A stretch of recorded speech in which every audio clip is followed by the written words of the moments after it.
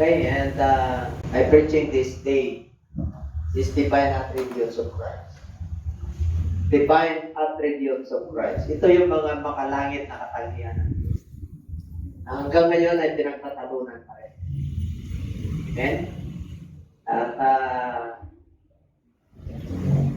pangako ko po sa inyo na yung 4 na series po ng God's Greatest Commandment. The love, the Lord your God, with all your heart. Ang topic na po natin yung loving God wholeheartedly. Loving God wholeheartedly. Hello, Mike. Okay, at yung susunod po, loving your soul wholeheartedly. Wala pa. Hindi pa na paintulutan. Lord willing. That's why last week, ang preaching po natin is a fruitful life. Okay? Okay. Ibahagi niyo po kasi para po ng Diyos. Para po mahasikan ang Ebanghelyo ng buong mundo. Okay, huwag niyo ikaiya. Maraming nasa kalagitnaan, minsan nasa straightforward, pero our God is our God, who is God in order, very powerful God, at tayo po'y nangangaral dahil sa pag-ibig. Hindi po tayo nangangaral dahil sa katalinuhan ng tao. We are preaching the Word of God. We fulfill the great commission of God because of God's love. Tayo po ay biniyayaan ng Diyos ng pagkakataon po upang tayo po ay mangaral. At napaitulutan po sa ating generation. Pinaitulutan po ng Diyos na marami pong mga denomination na hanggang ngayon ay tinatanong pa nila ang Diyos. Samantalang ang gagaling mangaral. Kung ilan ang Diyos, kung sino yung tunay ng Diyos. Sabihin mo sa katabi, mapalad ka. Kasi isinulat ng Diyos sa ating mga puso ang Panginoong Diyos na nag-iisa, na walang magtuturo sa atin, kundi siya lang po. Kasi itinatak niya yan sa ating mga puso, sa ating mga isip. Amen? Kaya huwag kang malungkot, sabi mo siya katabi. Okay, the divine attributes of Christ prove that He is God. Okay? Alagay na po na dyan. Ano to?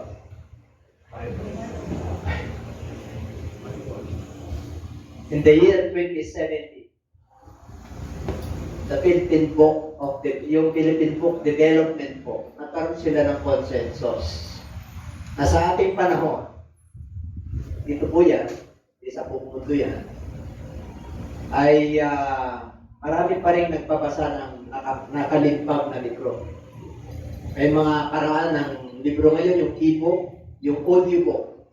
Kasi nasa panahon na po tayo ng computerized. Kaya meron tayong audiobook, yung nakikinig ka lang, at e-book. Pag inano yung gadgets mo, marami ka nang mariresearch sa Google. Sa Google, ha? Okay, ngayon, nakakalamang pa rin yung nakaka-publish.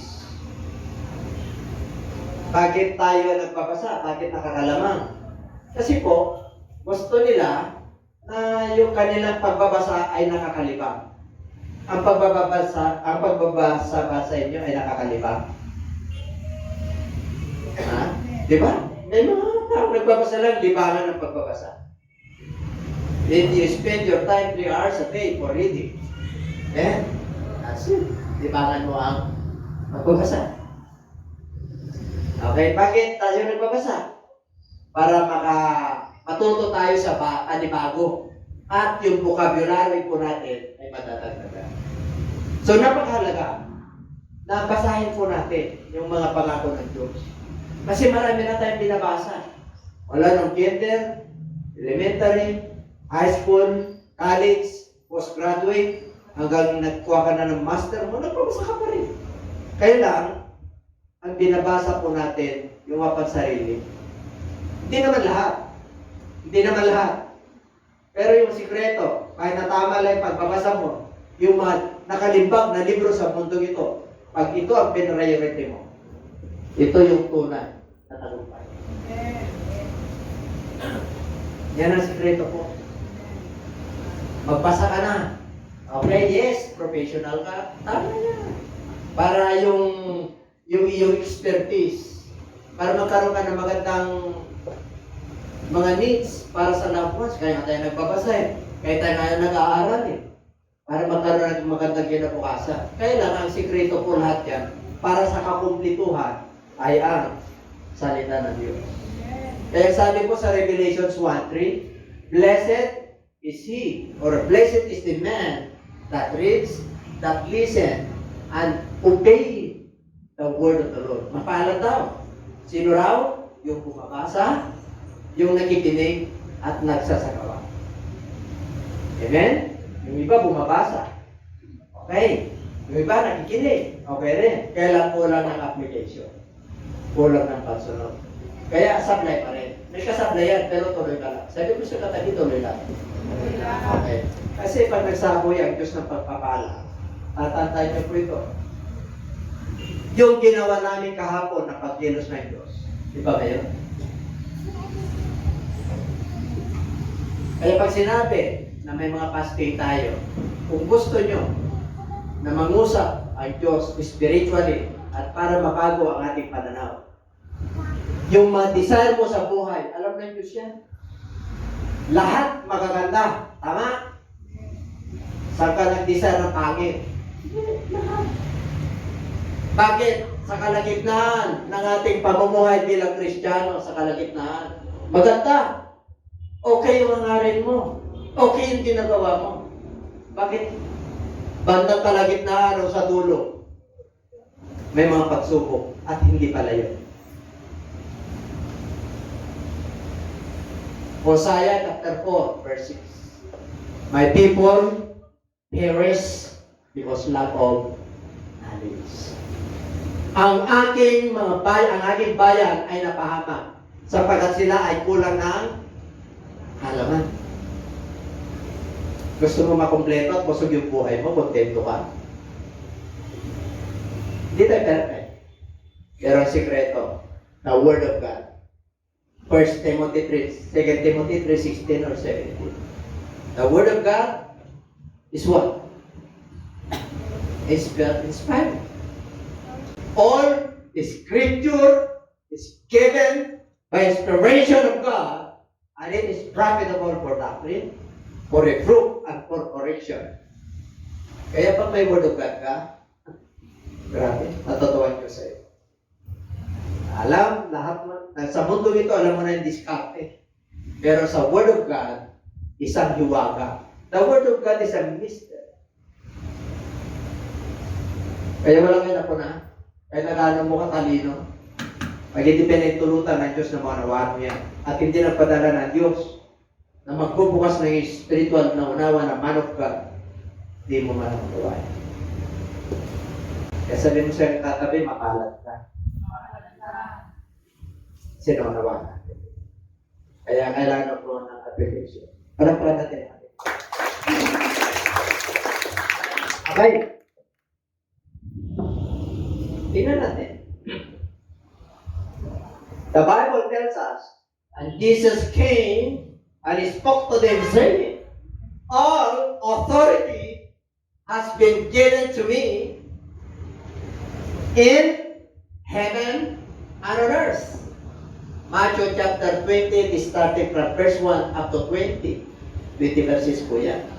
Ito po yung resurrection ng ating Panginoon. Okay? Kaya nung binanggit niya po yan, nakita na lahat ng tao yung fulfillment, yung sinabi ni Kristo na siya ay He is risen from the dead. On the third day, siya po ay magre-resurrect. Nagkaroon ng agbilib, nagkaroon ng lindol, lumabas yung mga patay sa ilalim ng lupa. Kaya nung sinabi niya yan, take note, nag-resurrect na po yan. Nabuhay na mula sa patay, 3 days. Sino ang unang pumunta sa libingan? Si Mary Magdalene at isang Maria pa. Sino nagpatunay na nung pumunta sila sa libingan, nagkaroon ng napakalakas na lingkod para mabuksan yung libingan. Kasi nakalagay ang malaking bato. Walang makakapagnakaw noon kasi silyado ng singsing ng hari. Ano sabi ng dalawang angel? Ano hinanap nyo? Wala si Kristo rito.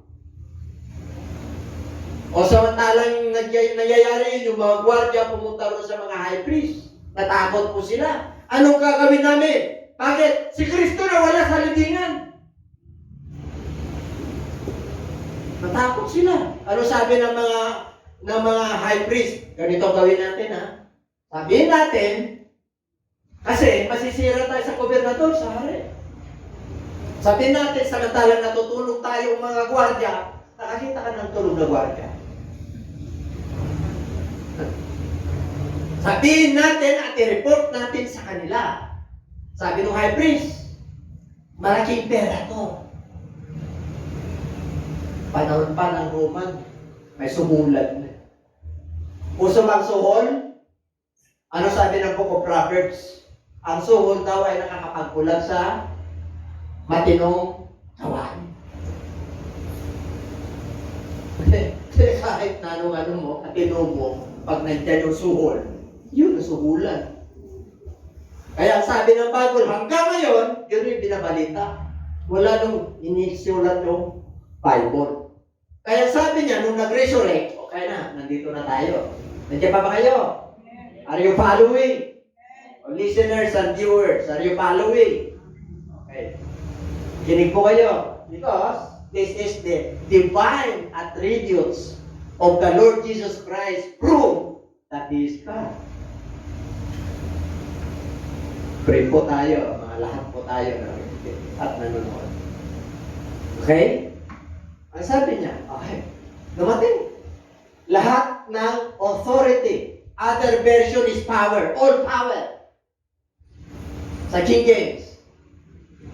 New King James, authority. NIV, standard version. Authority, pamamahala. Anong pangangaiba ng pamamahala at kapangyarihan? Halos similar. Pero sa King James, kapangyarihan, power. Yung kapangyarihan ng kalangitan at kalupaan ay na kay Kristo. Hawak niya. Nasa kanyang kamay. Ang pamamahala sa buong sanlibutan, sa universe, heaven and earth, nasa kanyang kamay. Nag-resurrect na po siya dyan. Ibig sabihin, Diyos siya. Ano pang authority? Sabi niya lahat. Ano yung lahat? Pamamahala. Pag sinabing lahat, mabuti, masama, mahirap, mayaman, kaya niya. Ibig sabihin hawak niya ang demonyo. Di pa ba kayo? Walang magawang demonyo. Kasi hawak niya, pati demonyo. Ganun katindi yung Diyos. Kaya kung gusto mo na maging mabuti at mabait, there is only one God, that is God. Sumunod ka sa panuntunan ng Diyos. Hindi sa panuntunan ng kaaway. Kasi mayroong dilim at liwanag. Mayroong nakalimpag na libro dito na dinagdagan nito. The Holy Scriptures, yung mga malalaking denomination, dinagdagan nila yan. At 66 books lang po yan. Yung iba nagdagdag ng 14. Kaya iba na yung teaching at dogma nila. Natagdagan. Yung iba, marami, dinagdag. Pero tayo, kung ano yung nandito, universal book, kahit saan lugar ka, 66 books po yan. Kaya sabihin mo sa katabi, makalat ka. Walang dagdag, walang kulang. Bakit? Warning ng ating Panginoon yan sa Revelation chapter 22. Sino mang magdagdag, may warning. Sino mang magbawas, Sabihin, huwag mong pakialaman yan. Aklat ng Diyos yan. Kung ano nakalagay dyan, yan yung ituro mo. Kaya nga, yung iba. Kaya itong umaga ito, sisimplihan ko na lang. An attribute is that which is assigned or ascribed. Tingnan natin. Pag sinabing attribute, okay, ito po ay naka-assign o nakalimpad. Ito po yung katangian ng Diyos according to Webster Dictionary. Ngayon, ano ba ang katangian ng Diyos? Kasi yung attributes of God, katangian po. Yung iba, yung attributes na natin Panginoon, ginawa pong 3, 4, 5, 6. Ang attributes, katangian. Ang pagka-Diyos, isa lang. Ang Diyos, isa lang. Ang Espiritu ng Diyos, isa lang. Ang lumikha ng Diyos ay isa lang. Ang lumikha sa atin ay isa lang. Wala nang kilalang ibang Diyos ang Diyos. Kundi yung nagsalita, in the beginning God, and in the beginning is the Word. Yun po yun. Isa lang yun. Yung Espiritu, bumaba. Nagpahayag ng laman, nagkatawang tao. Ang salita, yung nagsalita, nagkatawang tao. Sa pamagitan ni Kristo. Kaya sabi niya, okay, ano itong mga katangian ng Diyos? Number 1, Christ is Almighty. Say ba? Christ is mighty. Totoo ba si Christ is mighty? Yes, Isaiah 9:6. Sino yung papanganak? Na lalaki, na isang dalaga. Ang kanyang pangalan ay tawagin kamanga-manga, tagapayo, at makapangyarihang Diyos. Baka nila, mighty lang yung Diyos daw natin, mighty. Tingnan natin bakit Almighty siya. Gusto niyo malaman? Okay, palapakan natin. Nakahula 1,000 years ago sa ating panahon. Inula na ni Isaiah. Mighty God, si Jesus Christ, yung papanganak, mighty God. O, tingnan natin bakit siya Almighty na nung bumaba siya. Number 1. There are things to consider. Ano yun? Ano nakaka?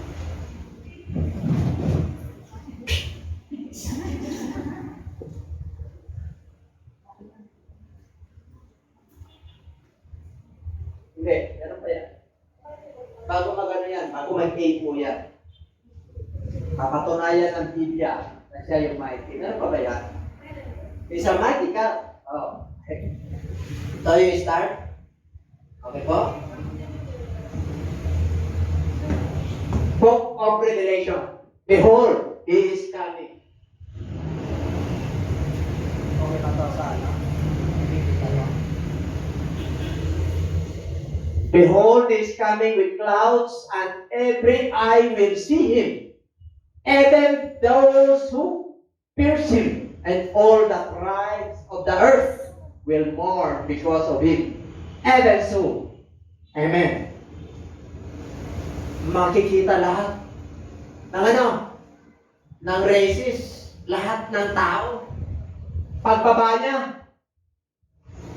bawat mata, buong mundo, sa alapaap, darating, makikita ang kanyang kaluwalhatian. Kahit yung mga nag-usig, kahit na yung umayaw sa kanya, yung Kristo nyo tao, kahit na yung nagsakit sa kanya, inusig yung mga mananampalataya. Yung Diyos nyo, propeta lang. Yung Diyos nyo, tao lang. Yung Diyos nyo, pangatlong persona lang. Tawagin nyo na yung Diyos namin. Pero siya yan, yung bababa. Kaya kayong mga nag-uusig sa ating panahon. Bakit sila? Lahat ng tribo, lahat ng races. Western, European, NATO, UN, ASEAN, all tribes of the earth.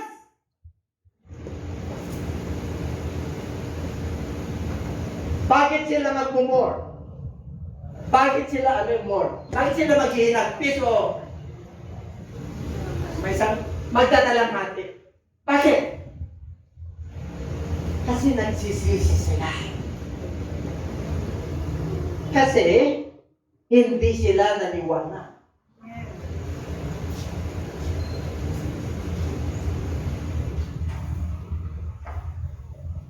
Revelation 1:7.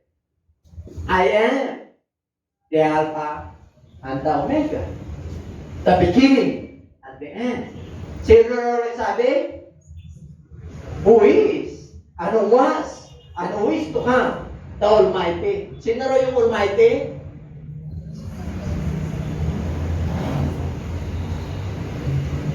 Si Jesus Christ.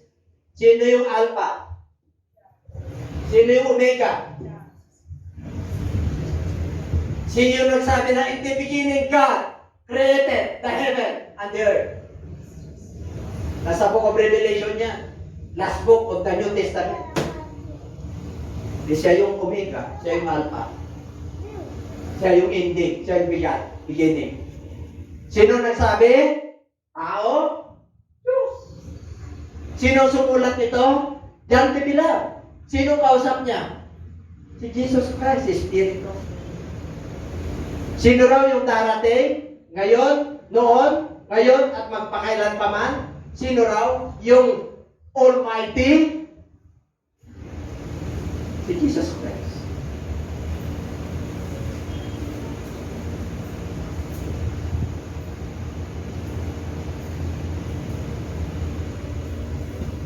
Jesus Christ is Almighty God.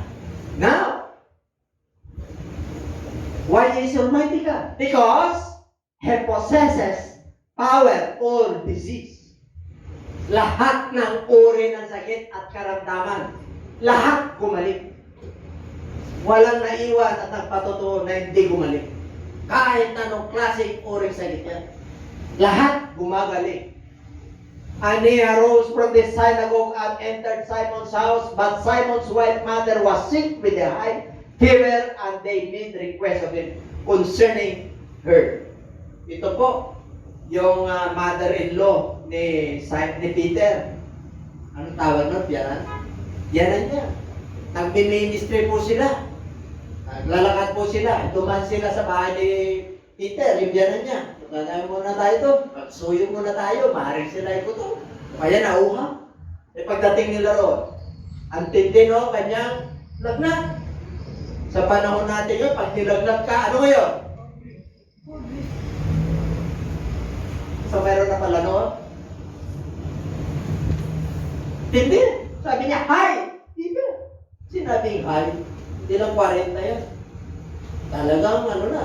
Bakit? Para may demonstrate niya yung power niya. Gumaling ba? Gumaling ka agad eh. Bakit? Naglingkod ka agad eh. Nagluto ka agad eh.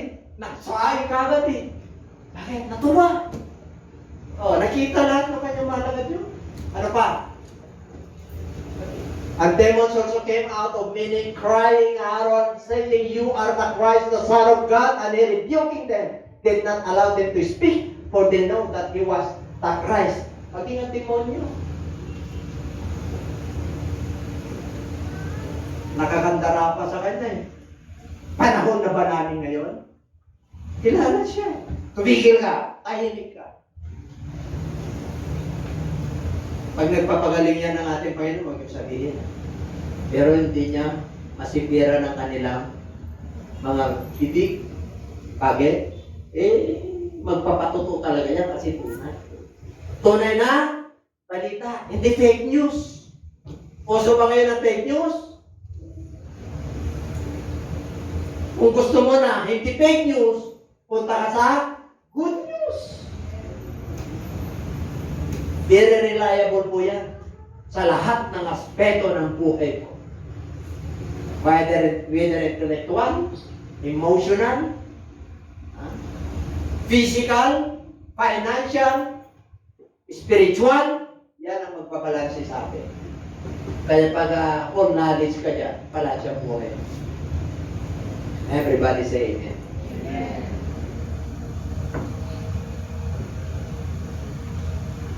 Possesses, ano pa? Over demons.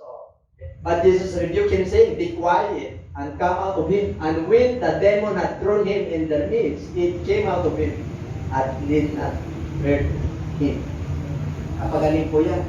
Pumasok ang demonyo doon sa tao. Ano nyo kung ilan ang demonyo pumapasok sa tao? Thousands. Yan ang nagpapahirap sa tao. Ano nagpapahirap sa tao sa parang natin ngayon? Stress. Poverty mentality. Yung pandemya. Taasan ng presyo yung gera. Kaya sabi ng Book of Matthew chapter 24, darating ang panahon ng mga tao ay manlulumo dahil sa kagimbal-gimbal na balita na kanilang maririnig, mababasa, mapapanood. Ang daming nanghihina ngayon. Katatapos lang ng pandemya. Pag wala ka sa Lord, at yung gasolina, at yung mga basic needs ay taasan, ano sa palagay mo? Masasama ka. Magkakasakit ka. Hindi ka na makapagpuri sa Diyos. Amen? Pero kung matatag ang iyong pananampalataya, abay, ang ikot ng mundo ay tuloy-tuloy kahit na magkagera, magkaroon ng pandemic. Tuloy-tuloy. Kailan ito ang panahon?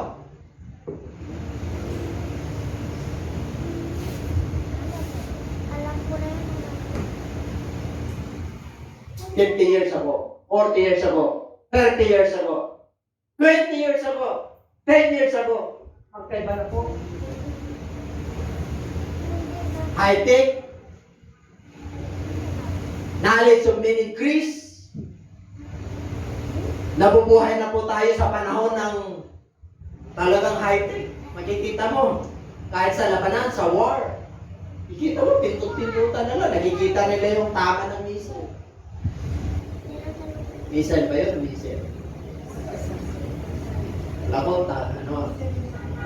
Alam ko yung missile. Missile bomb. Missile. Grabe. Pumapasok sa tao, demonyo pala. Kaya pagdating sa gawa ng demonyo, mapapahamak ka. Madi-discourage ka. Magiging negative ka. Hindi ka makakapagkatulog. Bakit? Alala ka. Ayaw ng Diyos ang kabalisahan. Kaaway ng Diyos ang kabalisahan. Philippians chapter 4 verse 6. Be careful for nothing but in everything by prayer and supplication with thanksgiving. Let your requests be made known unto God. And the God of peace shall keep your hearts and mind through the Lord Jesus Christ. Karoon ka ng hindi mapiktuhan yung kapayapaan at yung heart mo hindi magkaroon ng hypertension. Abay, ano sabi ng Lord? Be careful for nothing. Huwag kang mabalisa. Yung iba, nag-900 lang nung una, 750. Tasa. Dati 600 lang. After 1 week, 750. After 1 month, 900. After 1 month, 1,000 na ulit. Hanggang hindi natatapos yung pera.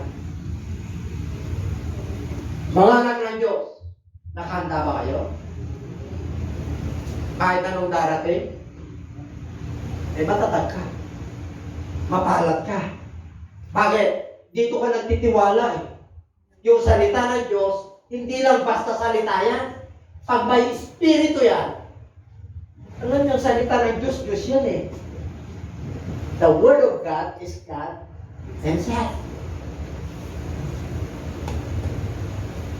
Kahit pag nagtiwala ka dyan, tinindigan mo yan, yung espiritu ng Diyos nandyan. Kaya yung pananampalataya mo, yumayabok. Sumasagana ang mabubuting gawa. Pag sumasagana, ibig sabihin, kahit na mag 1,000 yung gasol, mag 1,200, kahit na 80, 90 per liter ang gasolina, aangat. Sasabayan ng Diyos. Bakit? Pangangailangan mo yan eh. Kahit na mag 100 pa yan, yung tricycle mo, papasada pa rin. Di pa ba kayo? Kahit naman 1,200 yan, marami pa rin magkagason. Kasi yung iba ayaw mag-uling. Andiyan pa ba kayo? Liban na lang kung wala ng gas. E di mag-uling ka. Pababayaan ka ba ng Diyos? Very andiyan sa Lord, mahal niya ang kanyang nilikha. Kaya huwag kang mag-alala. Ang takbo ng buhay ay continuous. Matatag ka na ba? Why? Because our Lord God Jesus Christ is Almighty.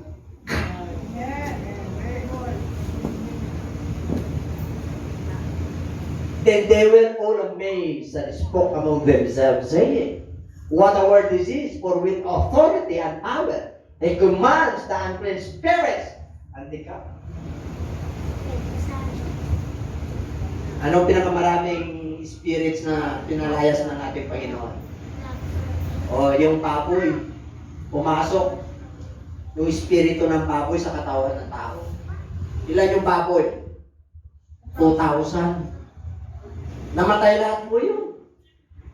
Biro mo, yung mga negosyante, nung nakita nila yung kanilang baboyan, nagkaroon ng bag po, anong disease ngayon?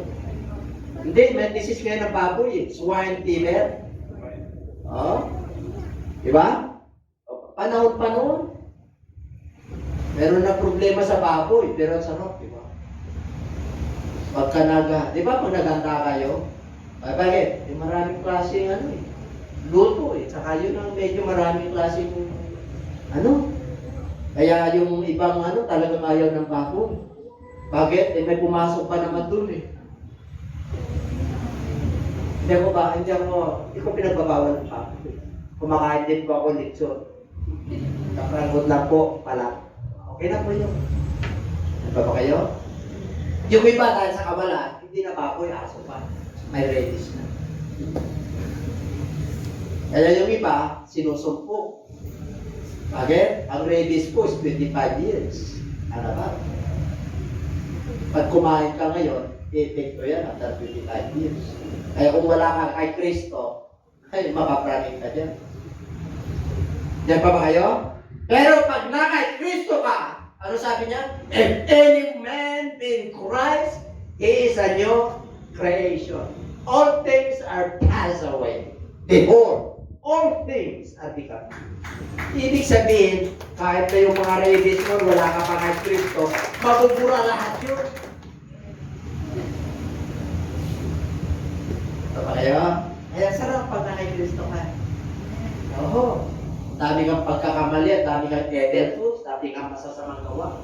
Pero dahil sa kasusunod mo kay Kristo, unti-unti binabago yung buhay. Naliliwanagan ka at nalalaman mo at nadidistinguish mo kung nasa dilim ka o nasa liwanag ka, tumatahak.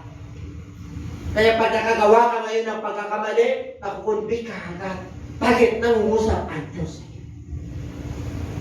Never say they were all amazed. Maamis ka talaga. Tumating ang demonyo, crying out and saying, "You are the Christ, the Son of God." And yet, hindi niya pinahintulutan na sila'y magsalita, for they knew that He was the Christ. Pag sinabi Christ, nung kapanahonan niya, the anointed one. Kaya maraming hindi naniwala na siya yung Son of God. Ang mga leaders, religious leaders. Kaya maraming tawag sa kanya, Son of Man, Son of God, the living bread, the living water. Nagpakilala siya I am the living bread. Ako'y galing sa langit, bumaba. Itong bread na to, kakainin nyo. Kaya yung iba, hindi na naglingkod sa Lord Kasi hindi nila makain si Jesus Christ Kasi pag kinain nila, kanibal sila. But Jesus Christ pertaining to spiritual bread. Ano yung spiritual bread natin?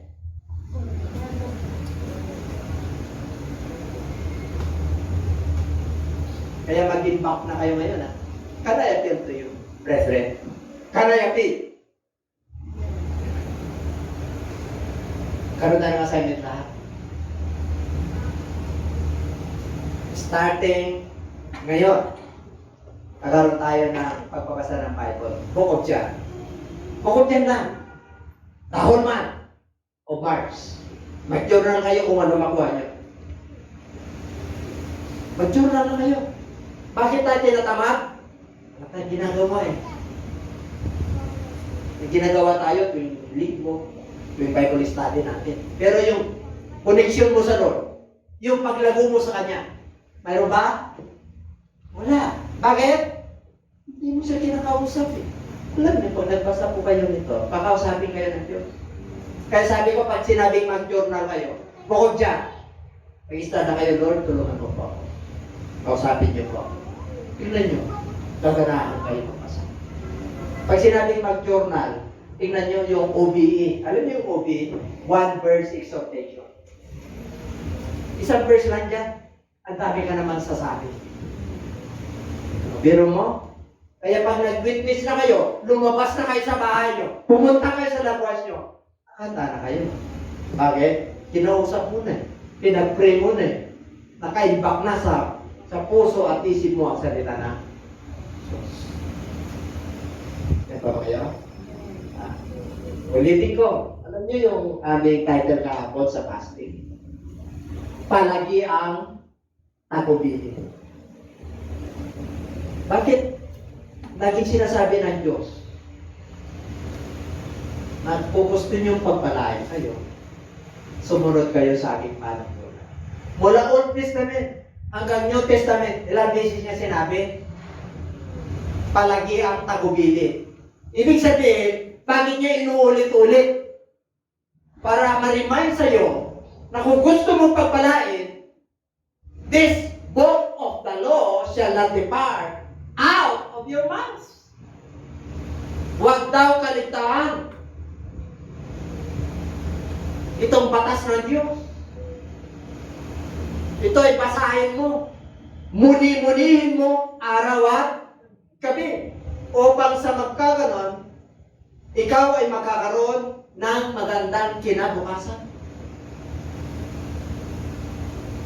May salita ng Diyos yun. Diyos ang nagsabi. Nagsisinungaling ba ang Diyos? Kailanman, hindi magsinungaling ang Diyos. Naghahanap ka ng tagumpay. Ginawa mo na lahat yung sarili mong diskarte. Yung hinahanap mo, desire mo, kailangan sasamahan ka ng Diyos. Amen? Diba ba kayo? God, the Lord Jesus Christ is Almighty God because He possesses over death, over the demons, over all sicknesses and disease.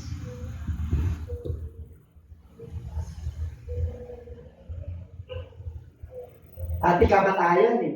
Jesus said to her, I am the resurrection and the life. He who believes in me, though he may die, he shall live. 26. And whoever lives and believes in me shall never die. Do you believe this? Yan ang kanyang tanong sa kanyang mga alagad, sa kanyang mga nakikinig sa kanya.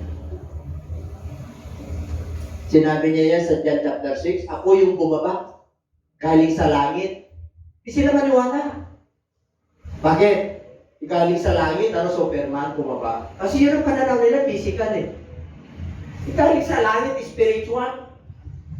Pinanganak siya sa sapsapan. Humiram ng katawan kay Mary. Virgin Mary. Nakakita ko na kayo ng virgin na pinanganak. Sa kasaysayan, wala. Kahit sa Guinness Book of Record, mayroon daw buntis, lalaki. Cancer pala. Hindi mo pwedeng baliin ang salita ng Diyos. Kaya kahit na gano'n ka katalino, cloning kaya malaya. Sa harap ng Diyos, anong sabi ng Bible? Pamangmangan lang yan.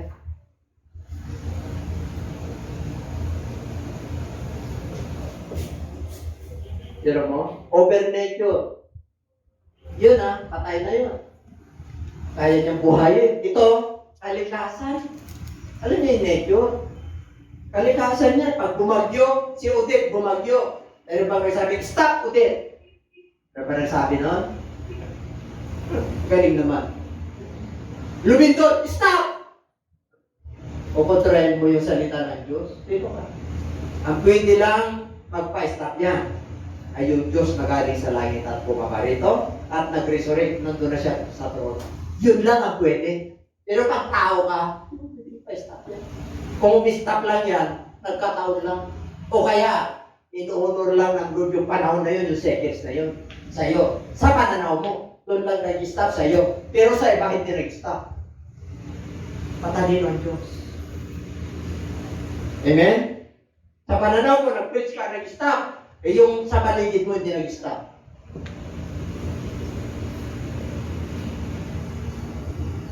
Pwede mo bang kontrayan ang salita ng Diyos? It was yun. Palapakan natin.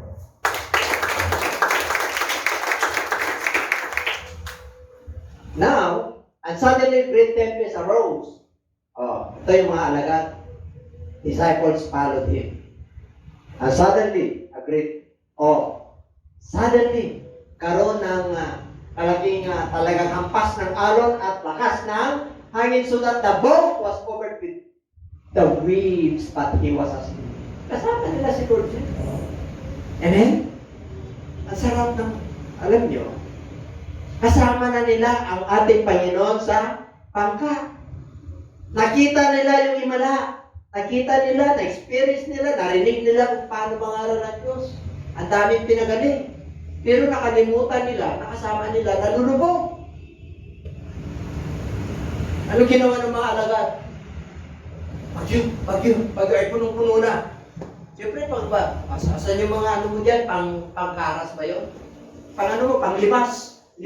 O, pagod na sila. Ay, isingin na natin. Wala na tayo pagkawain. Lulubog din siya. Ano sabi ng Lord? Inikwentro niya. Yung mga kay liit ang inyong pananampalataya. Kay liit. Bakit? Nakita niyo na yung himala? Ako yung Panginoon. Kasama ko sa lubog. Bakit hindi niyo ako pinansin? Ngayon at wala na kayong magawa, sa kanya lang ako pinansin. Ganyan ang tao. Amen? Pakabuti ang Diyos eh. Kunti naman ang pananampalataya. Ang sabi ng Lord, hangin, umayapa ka. Alon, umayapa ka. Uy, pati ba naman kalikasan? Sumusunod sa Kanya.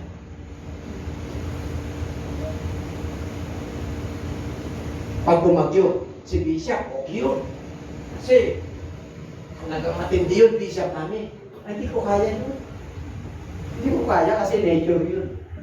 Amen? Liban na lang. Kung wari, nasa barko tayo, nasa krus tayo. Nasa krus. Dumating yung matinding bagyo. Ayun. Huwag kayong mag-alala. Ayun, mag-aaral na ako. Hindi tayo maubusan dito. Pag nagsalita, pag sinabi ng Lord, mag-aaral ka na. Mag-aaral ako tayo. Don't worry! God is with us! Because the Bible tells us that the blood of the Lord protects us. Eh, pag nasa krus tayo, lalo pang bumagyo, aasan nyo yung pagpupuri nyo. Let your voice lifted up. Sabi ko, that our cry and our agony will be heard by God. Ganun lang naman yun eh. Maya-maya, over na. Oh, praise the Lord! Hallelujah! Pag naligtas lang dyan, kahit na naman. Nawala naman yung pura. Hallelujah. Bakit? Pag nakatingin tayo ng panlupa na pagkain, nawawala yung spiritual. Kaya yung fasting na yan, pag ano yan, pagsupin. Ay, mga worker, di ba sabi ko sa inyo, pag fasting? Pag yung kaligtaan. Ay, advance ang Lord! Pag ginawa mo yun, kahit namang pandemic, advance ang Lord, protektado ka.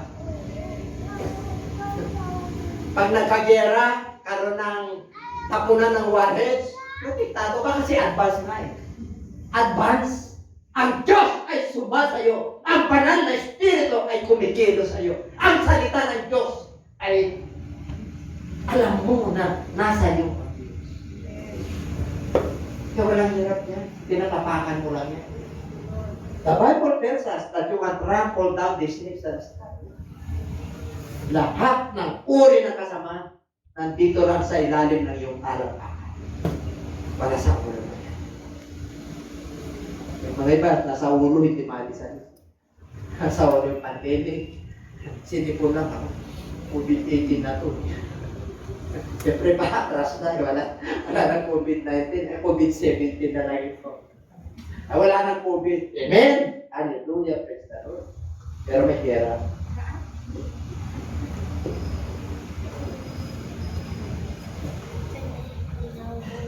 Medyo.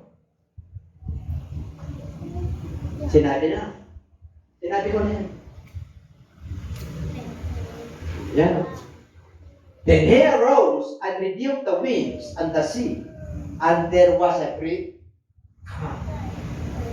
Alam niyo po, pag meron ka ng problema sa buhay at pananampalataya, ang sekreto, dagdagan mo yung pananampalataya mo. Paano mo dadagdagan yung pananampalataya? Romans chapter 10 verse 17, sa pakikinig at pakikinig ng salita ng Diyos. Dadagdagan ng Diyos at titibay ang iyong pananampalataya. Hindi ka nagbabasa. Hindi ka nakikinig. Ano yung pananampalataya natin? No faith? Little faith? Ang gusto ng Lord, dagdagan pa. Great faith. Paano ka magkaroon ng great faith? Buti ng mustasa. Ano yung buti ng mustasa? Pag yung Word of God kumilos, pinayuan mo, kahit na nung bundok yan, maaawit. Hirap ng buhay in Jesus' name, poverty mentality. Papasok sa iyo kasalanan. Mabubura sa isip mo yan. At papalitan ng Diyos ng pag-asa. Everybody say it. Kakaroon ka ng kapayapaan. Hirap ng buhay. Ang taas. Puro ka reklamo. Inahanap ng Lord yung pananampalataya mo. Huwag kang magreklamo. Bakit? Hindi lang naman tayo nakakaranas nun. Buong mundo eh. Amen? Isa ka sa harap ng Diyos. Kailangan, pumalman sila.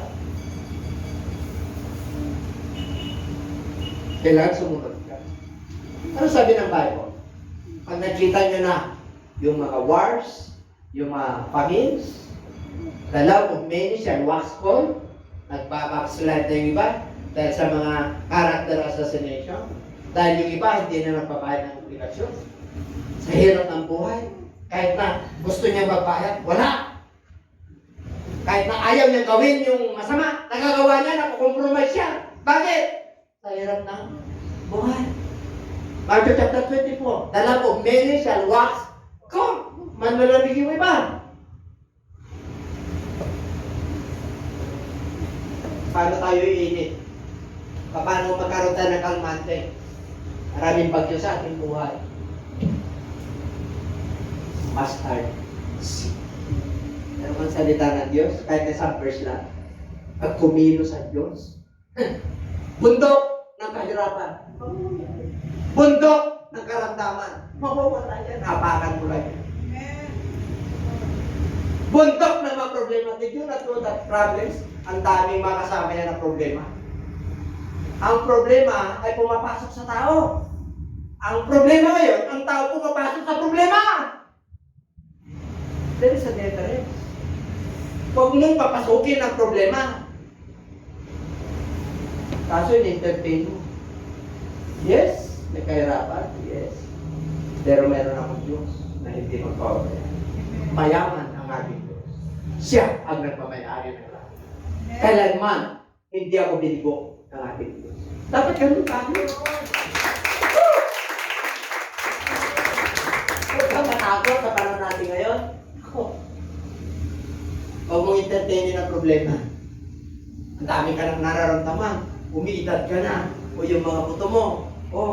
Wala na. Talagang brittle na. Hindi po.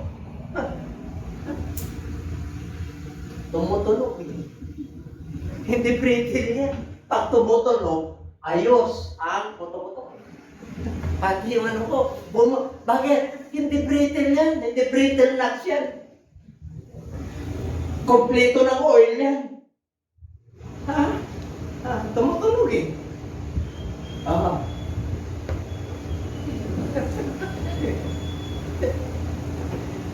Bakit? Kasama po ba naman ang Diyos? Kasama naman natin pa ng Diyos eh. Ayaw ko ang sinasabi ito eh. Experience ko na eh. Mula bata ako, sakitin na ako. At ngayon, hindi na ako sakitin. Siyempre, kasama ko yung pag-edad. Siyempre, kasama yung pag-edad. Aging process yun eh. Yung tama ng heart, tama ng diabetes. Wala naman ako diabetes. Tama ng cholesterol, tama ng pato. Yung iba-iba pang klase ng pato. Dinet ka ba? O bato ka? Ang dami klase ng pato. O bato kay Kristo? Asa ka ba? Siyempre kay Kristo siya yung tunay na pato.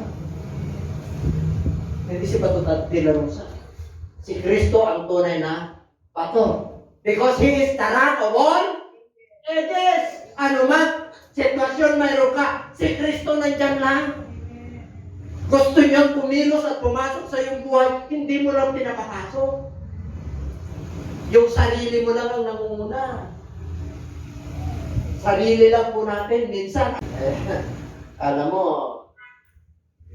sino lang nakakala ng buhay ng mga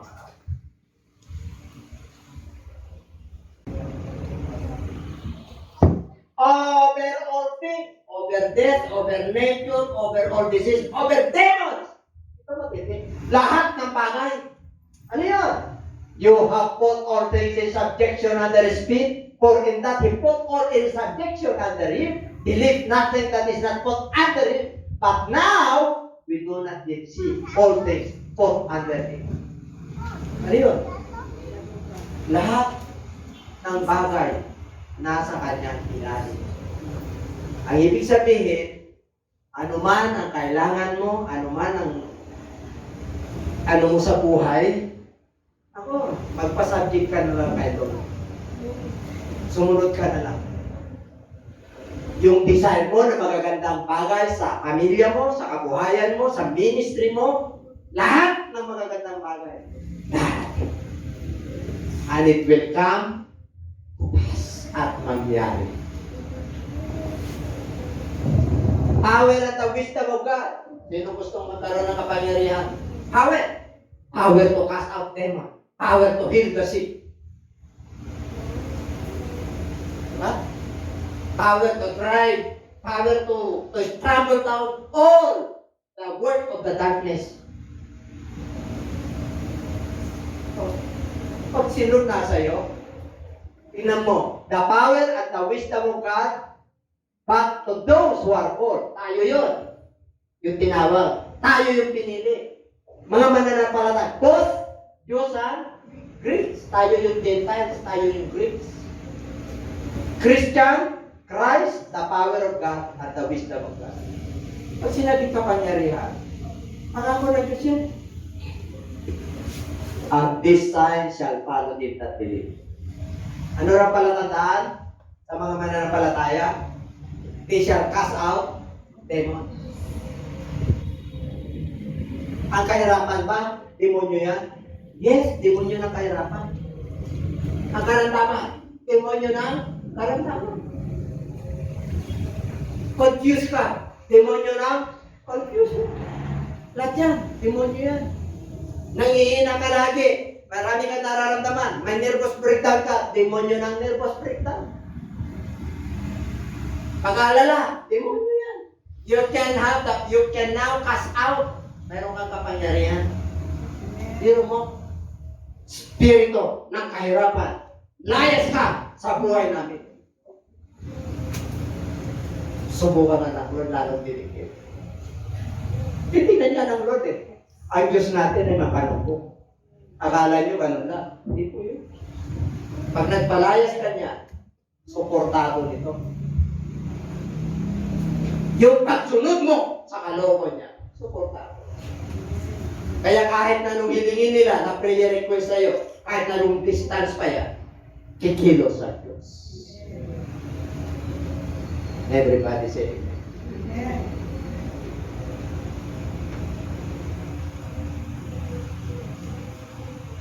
Wisdom pala kailangan mo. Sino gusto ng wisdom?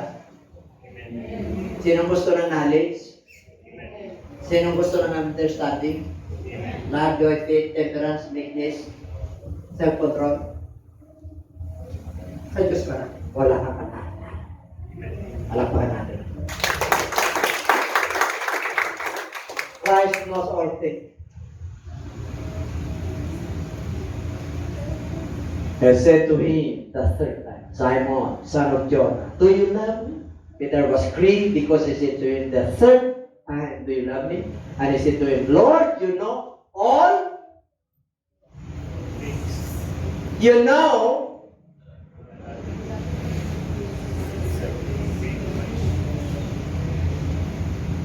alam ng Lord. Gustong-gusto mong gumawa sa trabaho sa masa ng Diyos. Pero parang may pumitigil. Tinawag ka ng Diyos. Ginawa kang pantay ng Lord. May kagawin ka. Sabihin mo siya patabi may kagawin ka. Ano yung assignment natin ng March? Ibalbit ko sa susunod. Nabasa niyo pa po ko dyan? Hindi pa kayo. Sa susunod, nabasa niyo pa po ko dyan? Pag hindi mo binasa, ibig sabihin, yung pakikinig mo ng spiritual na tayo, nakabara. Nangunguna ang flesh at laman. Yung spiritual, nahuhuli. Okay? He knows all men and what is in them. Kilala na tayo lahat, pati yung utak natin, pati yung puso natin. Alam niya ang nilalaman. Alam niya ang iniisip natin. Kaya ngayon, alam din naman kung ano iniisip niya. Alam niya. Meron dito, half lang. Half-hearted. Bakit? Kabalisan nandun eh. Nasa word of God na tayo. Nasa pakikinig na tayo. Pero yung focus, yung attention, nasa iba. Kayong nakakala. Amen? Reto, tayo ang nakakala.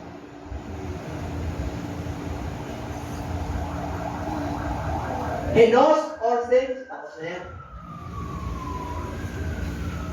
God in Him is hidden all wisdom and knowledge. Lahat. Lahat in whom are hidden all treasures of wisdom and knowledge. Pero mo, yung yaman na yan. Si Solomon, ang hiningi niya, wisdom and knowledge. Tupalo na lang yung yaman niya, pagmamanage niya sa area. Daming hiningi ng tao. Pero yung wisdom and knowledge,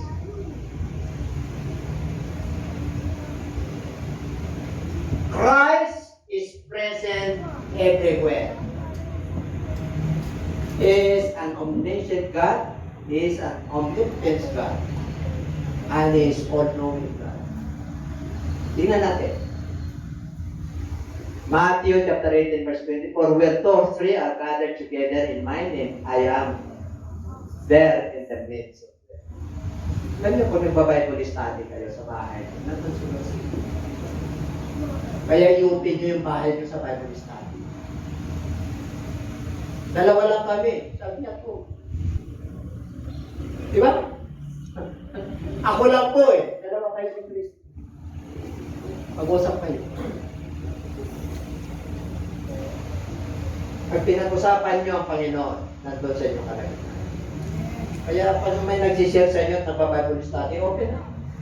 That is your pleasures of wisdom man. Alit siyaman po yan. He is in heaven and earth. Ano sabi ng Lord sa book of Isaiah? My throne is in heaven, and the earth is my footstool. Ano raw? Ang trono niya ay langit. Ang lupa daw ay tungtungan niya. Ganun kalaki yung Diyos natin. Tingnan mo yung kalawakan. Trono niya yan. Buong kalupaan. paa niya yan. God is everywhere. He is God in heaven and He is God on earth. When the Lord Jesus Christ born in a manger, katawang tao siya. Pero nung gumawa siya ng himala, siya niyang panganay sa lahat. Lord ang tawag sa kanya. Pero nung bumalik siya, nag-resurrect siya, God na ang tawag sa kanya. Bakit? Kasalamuhan niya yung mga lagat eh. Kaya sabi nga ni Thomas, my Lord and my God. Kasi kasama, tinuruan siya. Eh nung nag-resurrect na siya, God siya. Nung nandito siya, my Lord.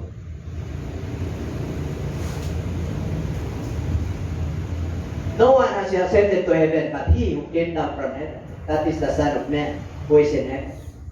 Sino raw galing sa langit? Bumaba? Bumalik? Sino raw? Son of Man. Sino yung Son of Man? Who is in heaven. Son of Man siya kasi tinanak. Minister Jesus sa kanya.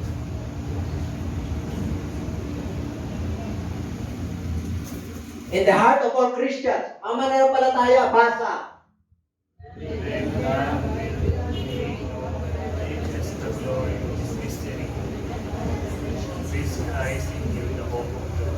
The glory of mystery. Alam niyo po, may mga bagay, pag nag-uusap ang Diyos sa atin at tinukod tayo na nakakatawa. Kaya yun yung witness. The hope of glory. Kaya tayong mga hintil, which is Christ in you, the hope of glory. Pagdating sa kaluwalhati, siya ang pwedeng maluwalhati, hindi ang tao. There is the glory of men, and there is the glory of God. Tingnan mo nga kung gwapo yung katabi mo. Gwapo yan. Ba? Ay nakakita na kayo na pahangitan nilika ng Diyos. Gwapo yan. Maganda yan. May katangian yan. Hindi mo lang gusto yung katangian yan. Hindi nila pangit naman. Ganda ng kanyang kapartner. May katangian yan. That Christ may dwell in your hearts through faith. That you being rooted and grounded. Ayun, magbasa na kayo. Para umugat yung salita ng Diyos. Para umawak sa mga palawan. Kasi pagka isang puno ay walang ugat yan at hindi umawak ay dumating ang bagyo, tutog pa yan. Kaya pagka hawak na hawak niyo ang salita ng Diyos at pangako ng Diyos, abay kahit anong bagyo, anong karamdaman, anong problema na darating, anong bigmaan, anong kahirapan, anong pandemya, nakatayo ka. You are rooted and grounded. Always word. I don't Islam. Ano pa natin? He builds and occupies all needs. Christ, the divine nature of Christ, proved that He is God. Ephesians 1 reveals His body, the fullness of Him, who fills all in all. Alam niyo yung katawan ni Kristo na niya sa cross? Yan ang tagapamagitan sa atin, sa Diyos. Yan yung tulay natin. Kaya tingnan niyo pag nag-pray kayo sa pangalan ni Jesus, gumagaling. Bakit? Idiretso sa trono yun. Dati walang access ang tao sa Diyos. Pero yung dahil sa kamatayan ni Lord, pati tayo kasama. Dati mga Hudyo lang may access. Kaya pagdating sa Lord, pag may mga hitbaan kayo, misunderstanding kayo ng mag-asawa, ay huwag mo siyang tungkol sa Diyos. Siyempre, masasama yun sa mga dahil sasama ng loob mo na. Bakit ikaw hindi pa nagbago, di ba? Di ba ha? Nandiyan, masasabi nyo ba yan? So, para ay, hindi na nagbago. Kristiyan tayo. Abay, yan ang pagbabago ay unti-unti. Hindi perfecto yan. Napapagod po yan. At pag hindi maganda yung kanyang pagkikinig niya, ng pagod na pagod, ay magkakaroon kayo ng tinatawag na disputes. Para nasa korte kayo kung sino ang tama. Wala kayong witness. Pareho kayong witness sa sarili niyo. Ang witness si Lord. Walang panalo sa inyo. Now, he said, what does it mean but that you also first descended the lower part there? Alam nyo, kung ating Diyos pumunta dito, sa sagsakan, pumunta pa siya sa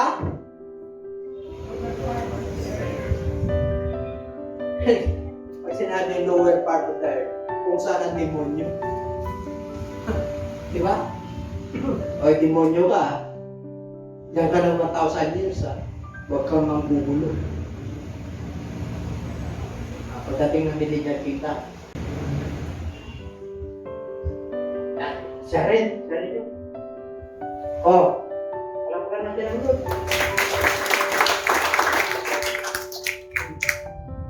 Tapos na, pero hindi tapos itong ano. Ano pa ba ganito? Pero nag-remind sa atin yan. And Jesus came and spoke to them, saying, all authority. Yan, lahat na kapangyari kapapala. In the beginning, God, sinabi ko na yan, siya rin yan. In the beginning was the Word, siya rin yan, yung salita, bumaba. Wala nang pagtatulunan pa. Sino raw yung nakatawang tao? Justified in the Spirit, sent by angels, preach among the Gentiles, believe on in the Word, receive up in glory. Wala nang tayong pagtatalunan pa. Ano yun? Ang Diyos, nakatawang tao sa pamagitan ni Kristo. Anong benefits mo dyan pag kilala mo? Ang pag-ibig ng Diyos. Gaano ba katindi ang pag-ibig ng Diyos? Ganon na lamang ang pag-ibig ng Diyos sa buong mundo. Ibinigay niya ang kanyang buktong na anak na kung sino man sa kanyang mananampalataya ay hindi mapapahamak. Kayo mga viewers, hindi kayo mapapahamak. Nananalig kayo kay Kristo. Kaya lang hindi lang nananalig, isagawa mo yung pananalig. Faith without work is death. Huwag mapahamak, kundi magkaroon ng buhay na wala ka na. Sabi mo sa katabi mabata. Okay? May buhay ka na wala. So, purihin ng Diyos, tayo po lahat tayo. Hallelujah.